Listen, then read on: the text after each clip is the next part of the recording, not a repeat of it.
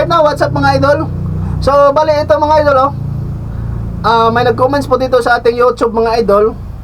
So, shout out kay Mark Joseph Baldisco 2145. Sabi niya dito mga idol, Lods, bakit ang ibang client hindi naglalagay ng description sa pabili nila? I-request ko ba to or daily na lang?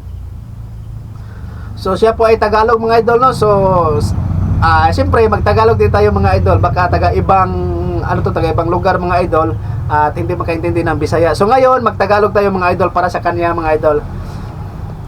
So sa mga ganitong senaryo mga idol, no, pag mga booking na ganito mga idol, pag i-request mo to mga idol, actually depende lang talaga yan sa iyo mga idol, kasi di ba dito sa Maxim apps natin, pwede tayo mamili ng mga booking mga idol, no, kung ano yung mga gusto natin na booking. Pero sabi mo, i-request ko ba to or hindi na lang? Pag request mo to siya mga idol, then ikaw yung naka-accept or sa apps mo pumasok yung booking na yan. So ang unang gawin mo mga idol is tawagan mo yung client na yan mga idol, or i-chat mo siya doon sa chat box mga idol kung ano ba yung ipabili niya, or may ano na ba siya mga idol, may kumbaga may kinontak na ba siya na store at ang gusto niya is ipakuha na lang sa'yo, or ikaw ba mismo ang bumili doon. Pero pag bumili, pero pag pabili kasi yung booking mga idol, so ibig sabihin ikaw pa yung bumili doon sa kanyang gusto ipabili. Ganito mga idol, no, bago ka pumunta doon sa kanyang pick up location na nilagay mga idol, ayan, tawagan mo muna siya para i-clarify kung ano ba yung ipabili niya, or may COD ba or malaki ba yung halaga mga idol, no?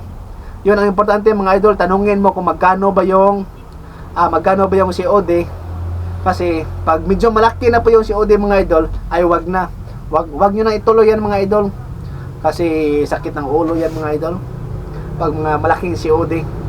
Pero pag kaya naman, pag nasa mga below 1,000 or below mga 500 plus lang, so okay na yan, pwede mo yung i-accept pag hindi hassle yung pick up location mga idol.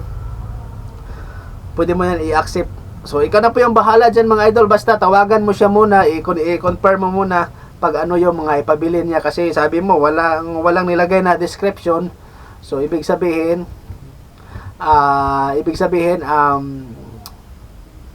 pag na-accept mo ng booking, doon na siguro kayo mag-communicate, doon na kayo mag-communicate doon sa tawag or sa chat box na lang para mas madali.